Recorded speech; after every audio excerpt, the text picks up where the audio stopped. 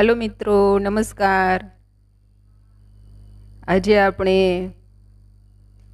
पर्यावरण आसपास ધોરણ 4 પ્રકરણ 7 રિયાની ટ્રેન મોડી પડી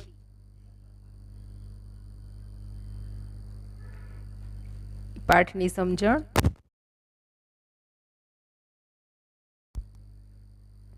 રિયા તેના મામાને ટ્રેન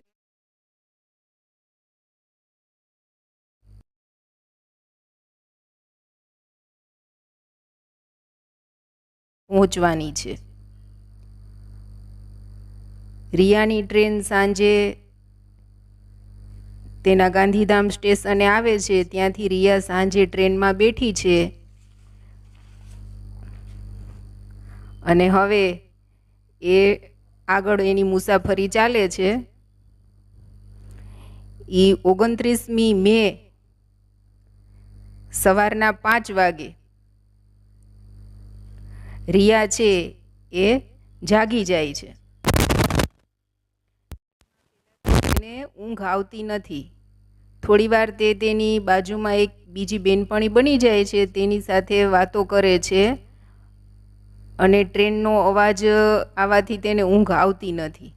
પછી એ વાર્તાની ચોપડી વાંચે છે અને વાંચતા વાંચતા એને ઊંઘ આવી જાય છે। હવે ત્યાંથી આપણે આગળ શીખીએ।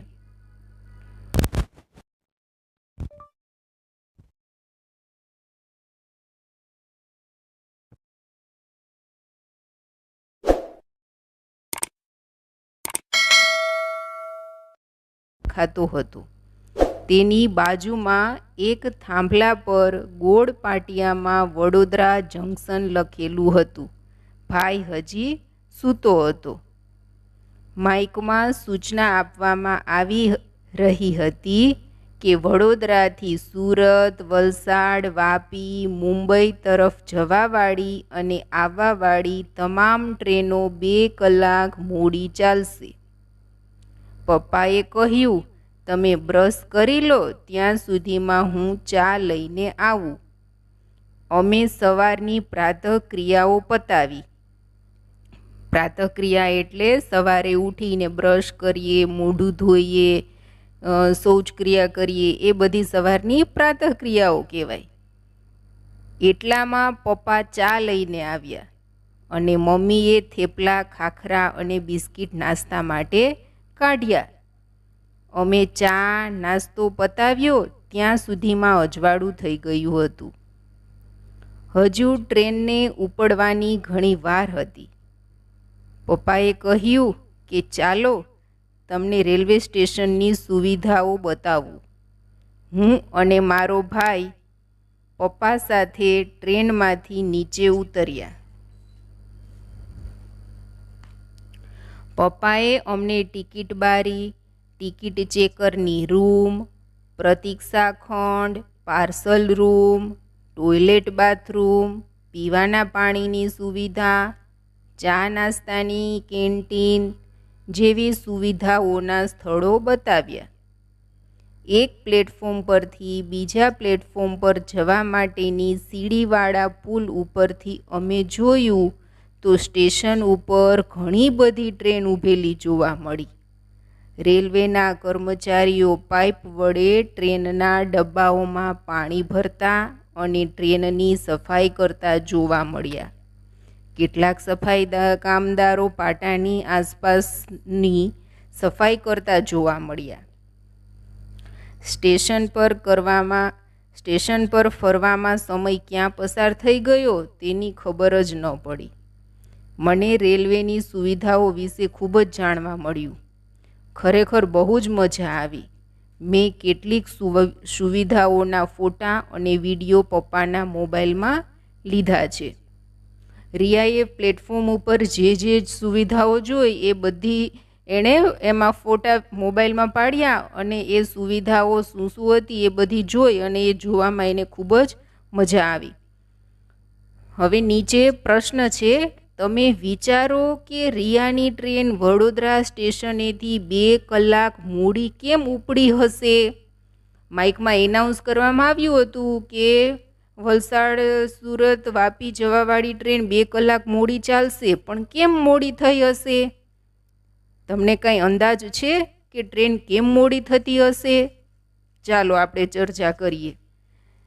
મને લાગે છે કે પાટાનું સમારકામ ચાલતું હશે, અથવા રસ્તામાં અકસ્માત થયો હશે. વહેલી સવારથી બધી જ ટ્રેન સમયપત્રક કરતાં થોડી મોડી હશે. ટ્રેનને આગળ વધવા માટે સિગ્નલ નહીં મળ્યું હોય, આવા કારણો હોઈ શકે. તેથી રિયાની ટ્રેન કદાચ મોડી પડી હશે. પછી છે બીજો પ્રશ્ન કે રિયાએ સ્ટેશન પર કયા કયા સ્થળોની મુલાકાત લીધી? રિયાના પપ્પા એને સ્ટેશન ઉપર બધું બતાવે છે. ટ્રેન મોડી હતી, ત્યાં ઘણો સમય ઊભવાની હતી અને સરસ મજાનું રેલવે સ્ટેશન હતું. ત્યાં શું શું સુવિધા હતી એ જોવા માટે તેના પપ્પા તેને, રિયાને અને તેના ભાઈને લઈ જાય છે. એમાં રિયા શું શું જોવે છે? તો રિયાએ વડોદરા સ્ટેશન પર ટિકિટ બારી, પ્રતીક્ષા ખંડ, પાર્સલ રૂમ, ટોયલેટ બાથરૂમ, લોકરની સુવિધા, પીવાના પાણીની સુવિધા, ચા નાસ્તાની કેન્ટીન, સીડીવાળો પુલ વગેરે સ્થળોની મુલાકાત લીધી. હવે 7 વાગી ગયા છે. માઇકમાં સૂચના અપાઈ, અમારી ટ્રેન 2 મિનિટમાં વડોદરા સ્ટેશનથી ચાલશે. અમે પાછા અમારા ડબ્બામાં આવીને બેઠા. ટ્રેન ચાલી. સવાર થઈ ગઈ હતી. બહારનું વાતાવરણ ખૂબ જ સુંદર લાગતું હતું. અમારી ટ્રેન સડક માર્ગના બંધ ફાટક પાસેથી પસાર થઈ રહી હતી. ત્યાં લોકો ફાટકની બંને બાજુ ટ્રેન પસાર થવાની રાહ જોઈને ઊભા હતા. ત્યાં બસ, કાર, રિક્ષા, સાયકલ, સ્કૂટર તેમજ માલ સામાન ભરેલી ટ્રકો જેવા વાહનો પણ ઊભા હતા. કેટલાક લોકો પોતાના વાહન બંધ કર્યા વગર ઊભા હતા, જેના કારણે ત્યાંનું વાતાવરણ અવાજ અને ધુમાડાવાળું હતું. કેટલાક લોકો ફાટકના સળિયા નીચેથી પસાર થઈને પાટાની નજીક આવીને ઊભેલા હતા. ખરેખર તે જોખમી હતું. તે જ સમયે અમારી ટ્રેનની બાજુમાંથી બીજી ટ્રેન પસાર થઈ. મેં અને હિમાક્ષે તે ટ્રેનના ડબ્બા ગણવા પ્રયત્ન કર્યો, પરંતુ બંને ટ્રેન ખૂબ ઝડપથી ચાલતી હતી, જેથી ડબ્બા ગણી શકાયા નહીં. તમે ક્યારેય રેલવે ફાટક પાસેથી પસાર થયા છો? જો હા, તો ફાટક બંધ હતું ત્યારે અને ફાટક ખુલ્યું ત્યારે ત્યાંની હલચલ કેવી હતી તે વિચારીને લખો. રિયાએ જોયું ટ્રેનમાં બેઠા બેઠા કે ફાટકની બંને બાજુ માણસો ઊભા હતા. રિક્ષા, સાયકલ, સ્કૂટર, ટ્રકો માલ સામાન ભરીને ઊભી હતી. એમાંથી ઘણા વાહનો ચાલુ હતા, એના એન્જિન ચાલુ હતા, ઘણા વાહનોના હોર્ન વગાડતા હતા. આવું વાતાવરણ રિયાએ જોયું. હવે તમે રેલવે ફાટક પાસેથી પસાર થયા હોવ ત્યારે તમે શું શું જોયું એની આપણે અહીંયા ચર્ચા કરવાની છે. તો આપણે શું લખશું? તો કે હા, હું નિશાળેથી ઘરે જતી હતી ત્યારે રેલવે ફાટક પાસેથી પસાર થઈ હતી. ફાટક બંધ હતું ત્યારે બંને બાજુ સાયકલ, સ્કૂટર, બસ, કાર, રિક્ષા જેવા વાહનો ઊભા હતા. કેટલાક વાહનો ચાલુ હતા, કેટલાક હોર્ન વગાડતા હતા. જ્યારે ફાટક ખુલ્યું ત્યારે બધા ઝડપથી જવાની કોશિશ કરતા હતા. રિયાએ ફાટક પાસે શું શું જોયું? રિયાએ ફાટક પાસે બસ, કાર, રિક્ષા જેવા વાહનો ઊભા જોયા. વાહનોના હોર્નના અવાજ સાંભળતા જોયા. કેટલાક વાહનોમાંથી ધુમાડો નીકળતો જોયો. કેટલાક વાહનોના એન્જિનના અવાજ સંભળાતા જોયા. કેટલાક લોકો પાટાની સાવ નજીક ઊભા હતા. હું આંખો બંધ કરીને બારી પાસે બેઠી હતી. અચાનક ટ્રેન ચાલવાનો અવાજ બદલાઈ ગયો. ખડ ખડ ખડ. મેં મારી આંખો ખોલી અનુમાન કરો મેં શું જોયું હશે? મારી ટ્રેન એક મોટી નદી પરનો પુલ પસાર કરી રહી હતી. મમ્મીએ કહ્યું, આ નર્મદા નદીનો પુલ છે. આ નદી ગુજરાતની સૌથી મોટી નદી છે. તેનું પાણી નહેર દ્વારા દૂર દૂરના વિસ્તાર સુધી પહોંચાડવામાં આવ્યું છે. થોડેક દૂર બીજા 2 પુલ પણ દેખાતા હતા. તેના પરથી નાના મોટા વાહનો પસાર થઈ રહ્યા હતા. પપ્પાએ કહ્યું કે જે પહેલો પુલ દેખાય છે તેને ગોલ્ડન બ્રિજ કહેવાય છે. તે ખૂબ જ જૂનો અને મજબૂત પુલ છે. તેનાથી આગળ જે પુલ દેખાય છે તે નર્મદા નદી પર નવો બાંધેલો પુલ છે. તે ભારતના સૌથી મોટા કેબલ બ્રિજ તરીકે ઓળખાય છે. મિત્રો, અહીંયા જો આપણા પાઠ્યપુસ્તકમાં બંને પુલના ચિત્રો આપેલા છે, ગોલ્ડન બ્રિજ અને કેબલ બ્રિજ. ઉનાળો હોવા છતાં પણ નદીમાં પાણી ખૂબ હતું.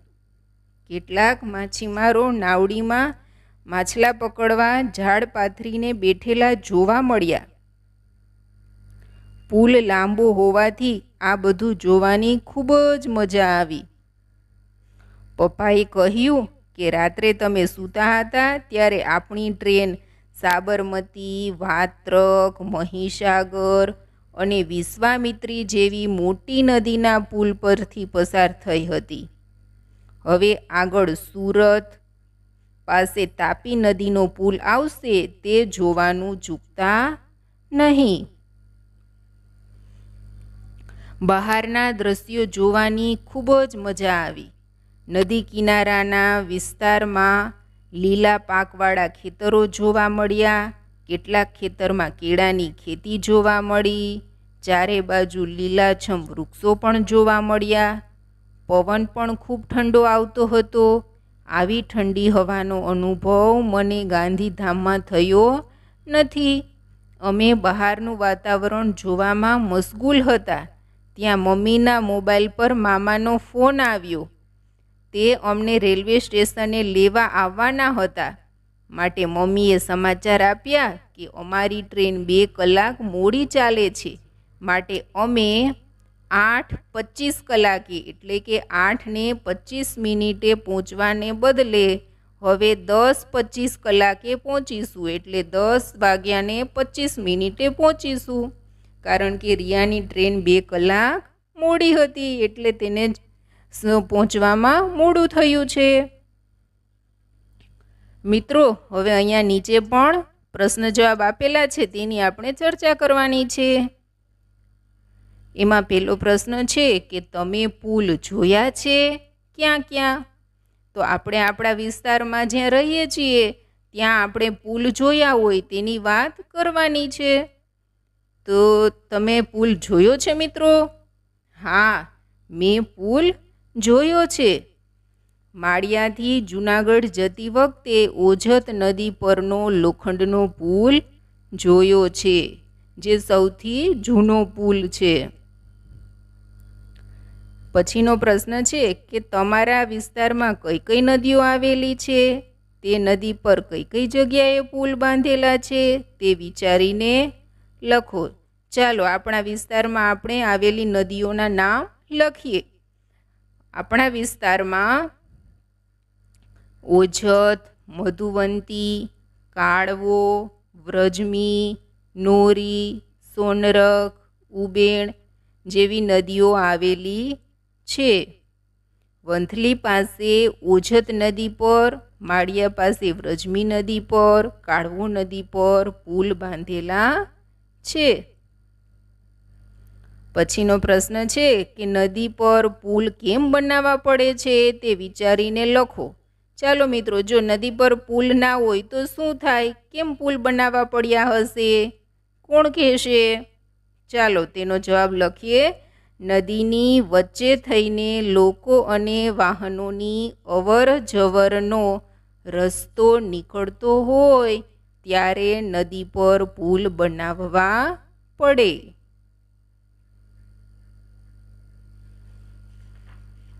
પછીનો પ્રશ્ન છે તમે ક્યારેય પુલ પરથી પસાર થયા છો? ક્યાં? હા મિત્રો, તમે અચૂક પુલ ઉપરથી પસાર થયા હશો. તો ક્યાં પસાર થયા છો? તો કે અમારા ગામમાંથી વ્રજમી નદી નીકળે છે અને આ અમારા ગામથી બીજા ગામ જતી વખતે તે પુલ પરથી પસાર થઈએ છીએ. તમે પુલની આજુબાજુમાં શું જોયું? પુલની આજુબાજુમાં ઝૂંપડા જોયા, લીલા ખેતરો જોયા, ફળના બગીચા જોયા, લીલાછમ મોટા મોટા વૃક્ષો જોયા. પછીનો પ્રશ્ન છે, રિયાની ટ્રેન કઈ કઈ નદીઓ પરના પુલ પરથી પસાર થઈ હતી? રિયાની ટ્રેન સાબરમતી, વાત્રક, મહીસાગર, વિશ્વામિત્રી, નર્મદા, તાપી નદીઓ પરના પુલ પરથી પસાર થઈ હતી. ચાલો મિત્રો, હવે પછીના પાઠની સમજણ આપણે આવતા ભાગમાં જોશું. અત્યારે અહીંયા સુધી જે સમજ્યા તે યાદ રાખજો.